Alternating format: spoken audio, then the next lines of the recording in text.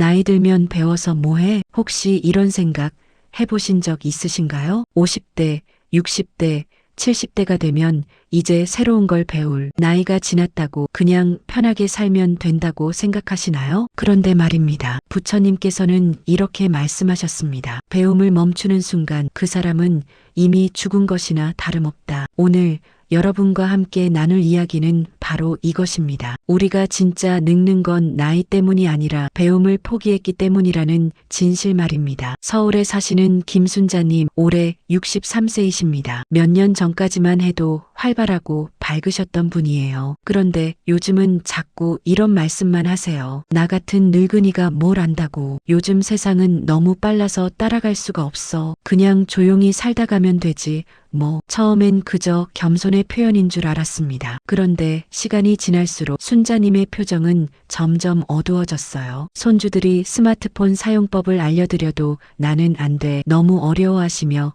손사래를 치십니다. 동네 문화센터에서 수채화 수업을 한다는 얘기를 들으셔도 내가 그림을 그려서 뭐해 하시며 관심을 끄십니다. 결국 순자님은 하루 종일 텔레비전만 보시며 시간을 보내십니다. 그리고 자꾸 이렇게 말씀하세요. 요즘 사는 게 재미가 없어. 여러분, 이게 바로 배움을 멈춘 사람의 모습입니다. 나이가 들어서 불행해지는 게 아닙니다. 배움을 멈춰서 불행해지는 겁니다. 부처님께서는 법구경에서 이렇게 말씀하셨어요. 어리석은 사람은 평생을 지혜로운 사람 곁에 있어도 진리를 깨닫지 못한다. 숟가락이 국물 맛을 모르는 것처럼 여기서 어리석은 사람이란 나이 많은 사람이 아닙니다. 배우려 하지 않는 사람을 말합니다. 반대로 지혜로운 사람은 젊은 사람이 아니라 평생 배우려는 자세를 가진 사람입니다. 왜 우리는 배움을 멈추는가? 그렇다면 왜 우리는 나이 들면서 배움을 멈추게 될까요? 첫 번째 이유는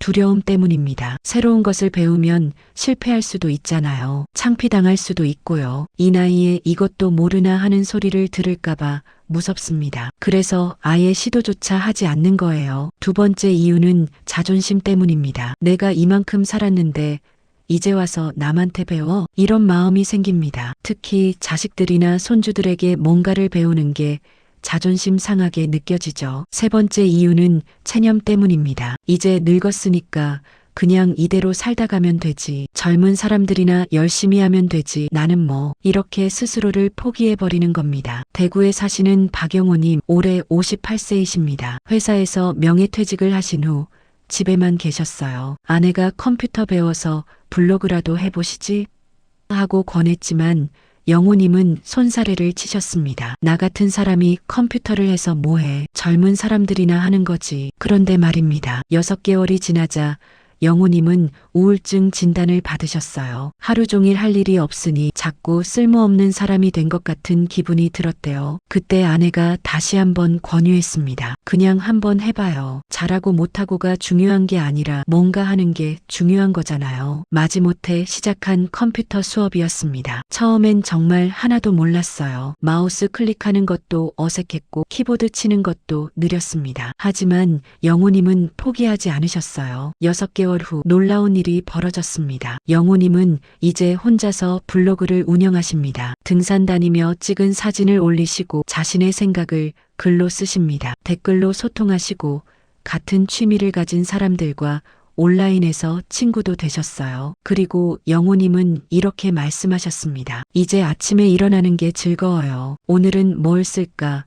어떤 사진을 올릴까 생각하니까요. 이게 바로 배움의 힘입니다. 나이와 상관없이 새로운 걸 배우면 우리 마음이 살아납니다. 배움은 뇌를 젊게 만든다. 과학적으로도 이미 증명된 사실입니다. 우리 뇌는 평생 변화할 수 있어요. 이걸 신경가소성이라고 합니다. 70대, 80대가 되어도 새로운 걸 배우면 뇌세포가 새로 생기고 뇌의 연결망이 강화됩니다. 미국 존스 홉킨스 대학의 연구 결과가 있습니다. 60세 이상 노인들을 두 그룹으로 나눴어요. 한 그룹은 새로운 취미 사진, 컴퓨터, 외국어를 배우게 했고 다른 그룹은 특별히 새로운 걸 배우지 않았습니다. 6개월 후 결과는 놀라웠어요. 새로운 걸 배운 그룹은 기억력, 집중력, 문제 해결 능력이 모두 향상됐습니다. 반면 아무것도 배우지 않은 그룹은 오히려 인지 능력이 떨어졌어요. 이게 무슨 뜻일까요? 배움은 단순히 지식을 얻는 게 아닙니다. 우리 뇌를 살아있게 하고 마음을 생생하게 만드는 겁니다. 부처님께서 말씀하신 배움도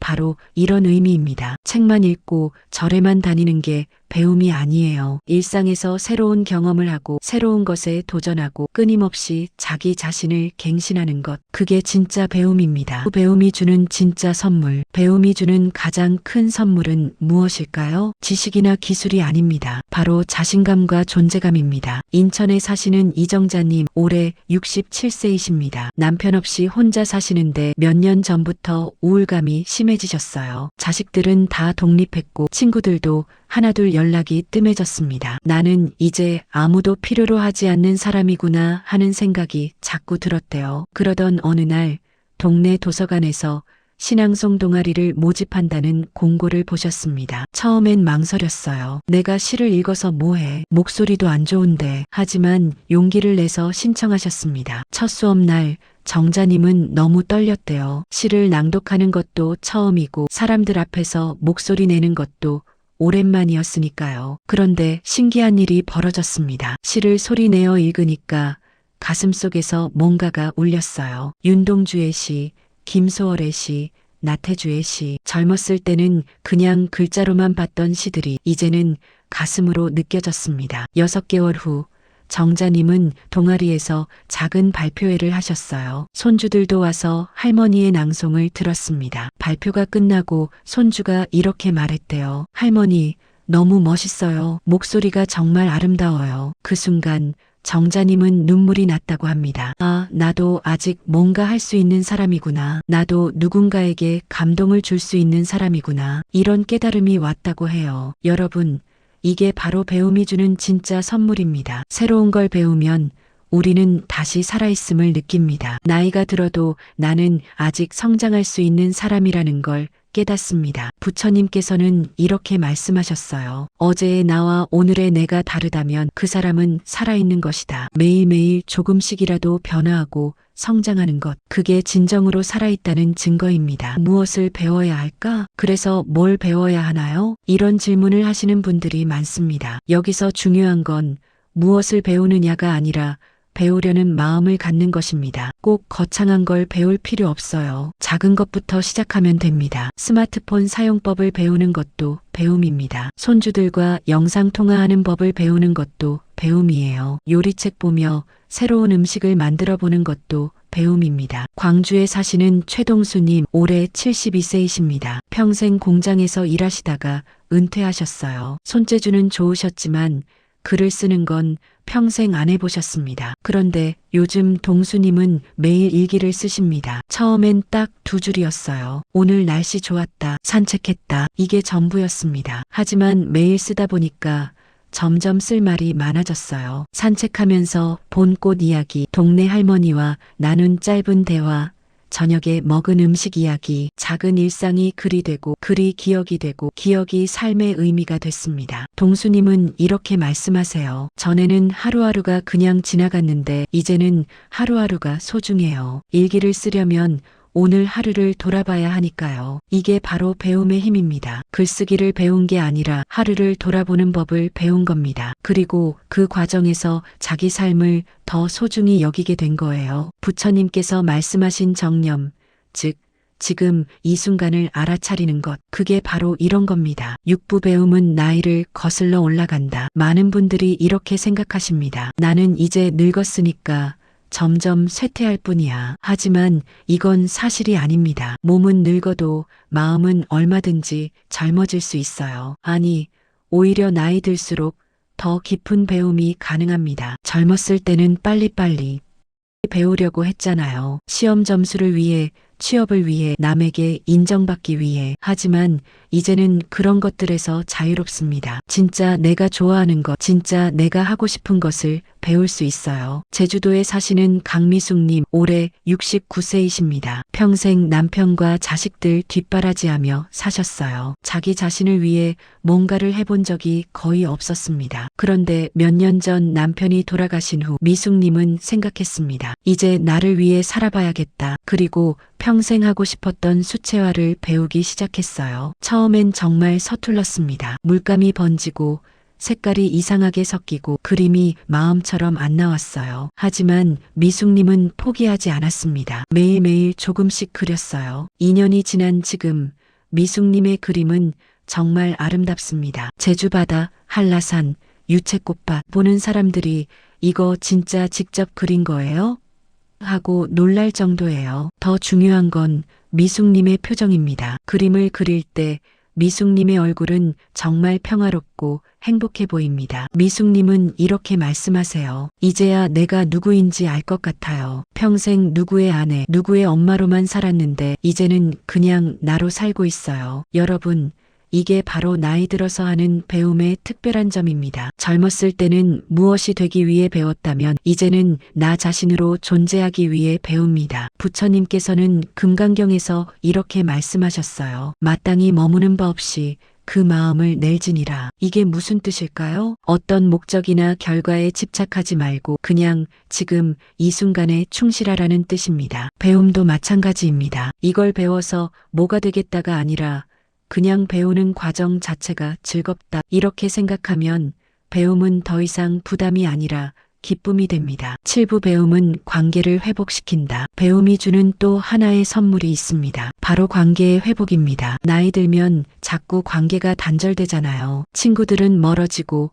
자식들은 바쁘고 배우자와도 대화가 줄어듭니다. 그런데 새로운 걸 배우면 새로운 사람들을 만나게 됩니다. 부산에 사시는 홍수진님 올해 61세이십니다. 남편과 관계가 좋지 않았어요. 결혼 생활 내내 대화가 없었습니다. 그냥 한 집에 사는 남남처럼 지냈어요. 그러던 어느 날 남편이 갑자기 말했습니다. 나 기타 배우려고 하는데 당신도 같이 할래? 처음엔 황당했대요. 60이 넘어서 무슨 기타? 하지만 남편이 워낙 간절하게 부탁해서 마지못해 따라갔습니다. 기타 학원에는 비슷한 나이대의 사람들이 많았어요. 다들 처음 배우는 초보자들이라 실수해도 부끄럽지 않았습니다. 오히려 다 같이 틀리고 다 같이 웃었어요. 6개월 후 놀라운 일이 벌어졌습니다. 수진님과 남편은 집에서 함께 기타를 치게 됐어요. 이 코드가 잘 안 잡혀. 이 부분 이렇게 해봐 하며 대화가 늘어났습니다. 주말에는 함께 연습하고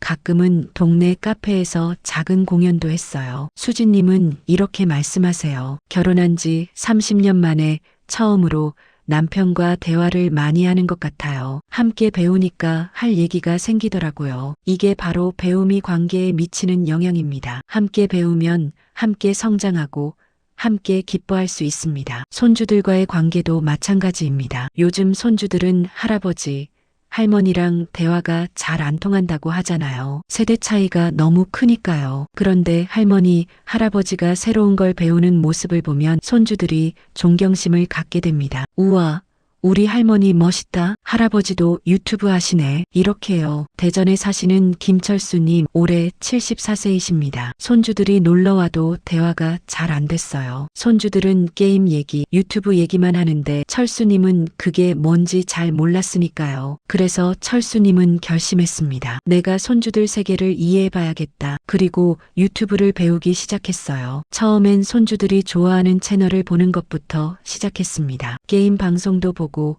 브이로그도 보고 먹방도 봤어요. 그러다가 생각했습니다. 나도 한번 만들어 볼까? 그래서 시작한 게 할아버지의 텃밭 일기 유튜브 채널입니다. 텃밭에서 채소 키우는 과정을 찍어서 올렸어요. 놀랍게도 손주들이 엄청 좋아했습니다. 할아버지, 구독자 100명 넘었어요. 대박, 할아버지.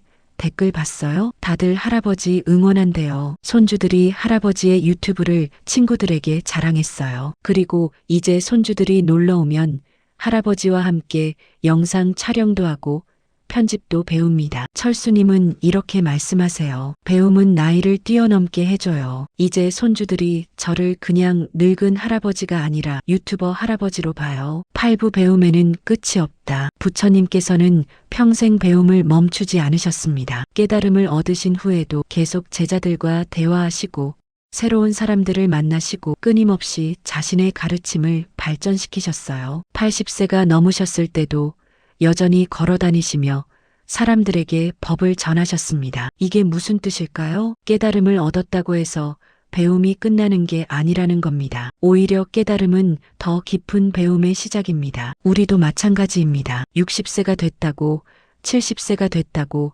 배움을 멈출 이유가 없어요. 오히려 이제부터가 진짜 배움의 시작입니다. 젊었을 때는 생존을 위해, 성공을 위해 배웠다면 이제는 진정한 나 자신을 위해 배울 수 있습니다. 울산에 사시는 윤명희님, 올해 76세이십니다. 75세에 한글을 배우기 시작하셨어요. 평생 글을 못 읽고 사셨습니다. 젊었을 때는 너무 가난해서 학교를 못 갔고 결혼해서는 농사일에 치여 살았어요. 그런데 남편이 돌아가신 후 문득 이런 생각이 들었대요. 내가 죽기 전에 내 이름이라도 쓸 수 있었으면 좋겠다. 주민센터에서 하는 한글 교실에 등록하셨습니다. 처음엔 정말 어려웠어요.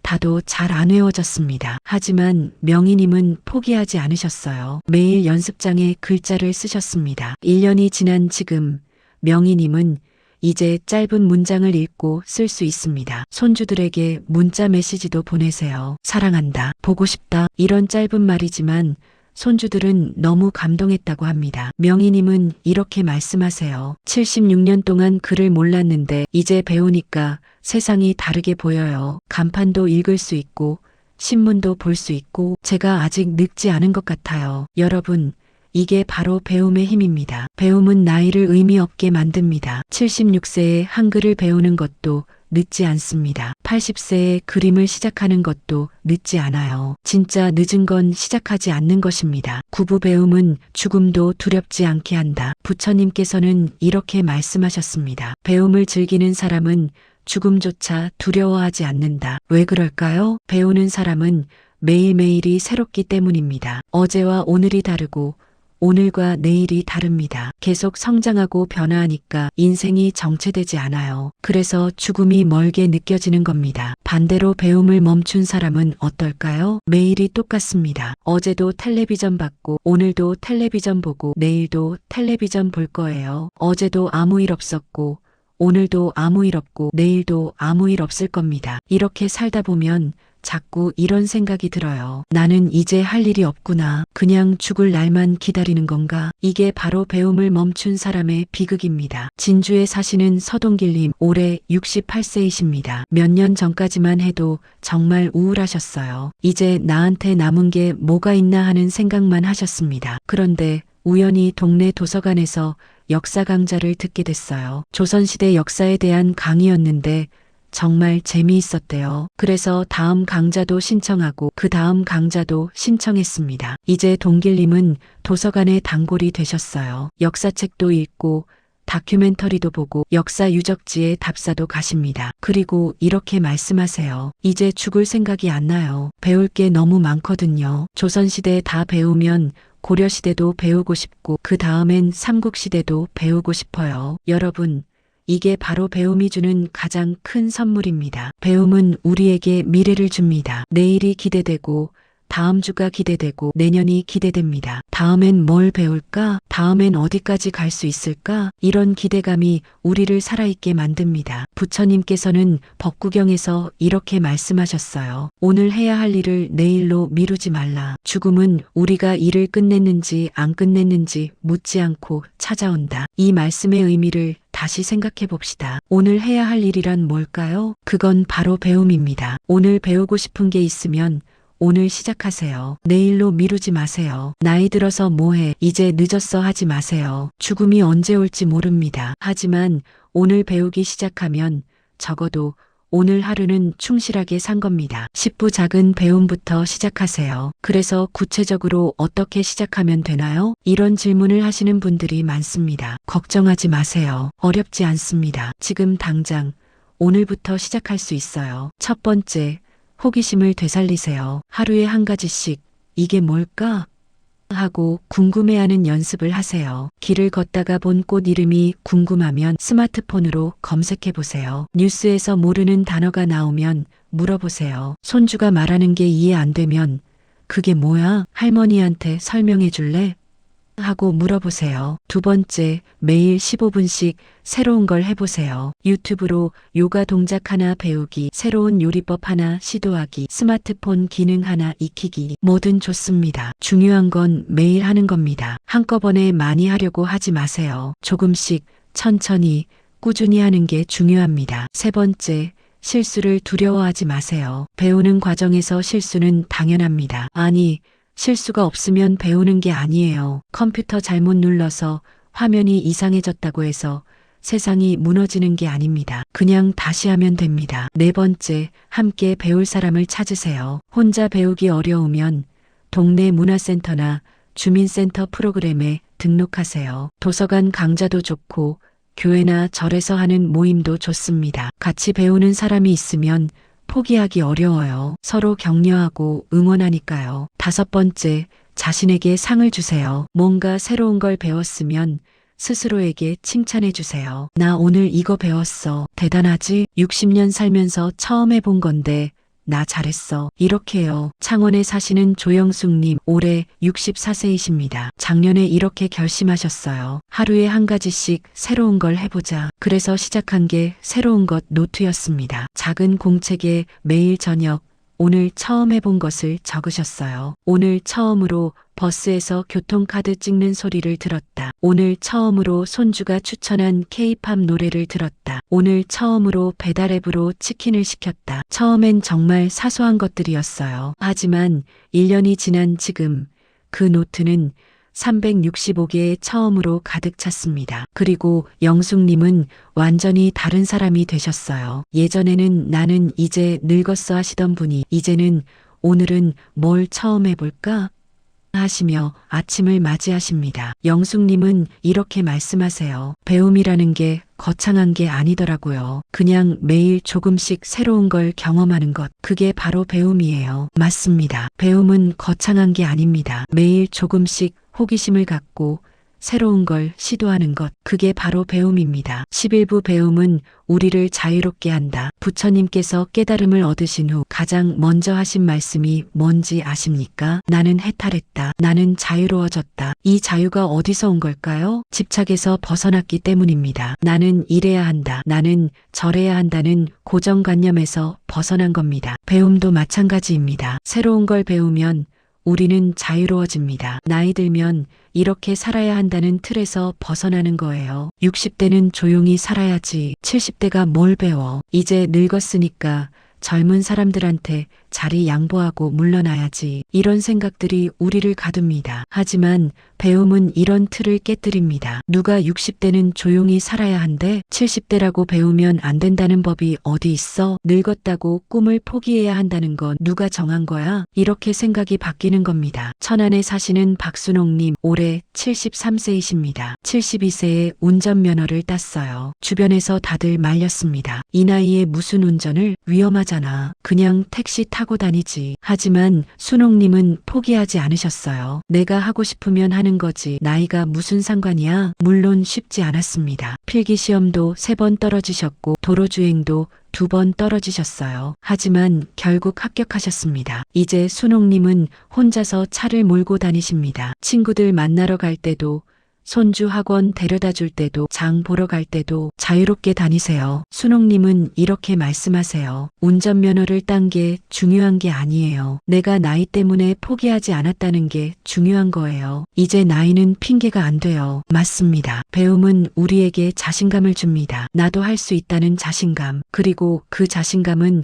우리를 자유롭게 만듭니다. 12부 부처님의 마지막 가르침. 부처님께서 열반에 드시기 직전 제자들에게 마지막으로 하신 말씀이 있습니다. 게으르지 말고 정진하라. 이게 무슨 뜻일까요? 마지막 순간까지 배우고 수행하라는 뜻입니다. 죽는 순간까지 멈추지 말라는 겁니다. 부처님께서도 80세에 열반에 드셨지만 그 마지막 순간까지 제자들을 가르치셨어요. 이제 나도 늙었으니까 쉬어야지 하지 않으셨습니다. 우리도 마찬가지입니다. 숨이 붙어 있는 한 배울 수 있습니다. 마지막 순간까지 호기심을 갖고 새로운 걸 경험하고 성장할 수 있어요. 포항에 사시는 이경호님, 올해 81세이십니다. 80세에 스마트폰을 처음 사셨어요. 자식들이 아버지, 이제 나이도 많으신데 스마트폰은 너무 복잡하실 거예요 했지만 경호님은 고집을 피우셨습니다. 나도 해볼 거야. 처음 6개월은 정말 힘들었대요. 화면이 작아서 잘 안 보이고 손가락이 떨려서 잘못 눌리고 하지만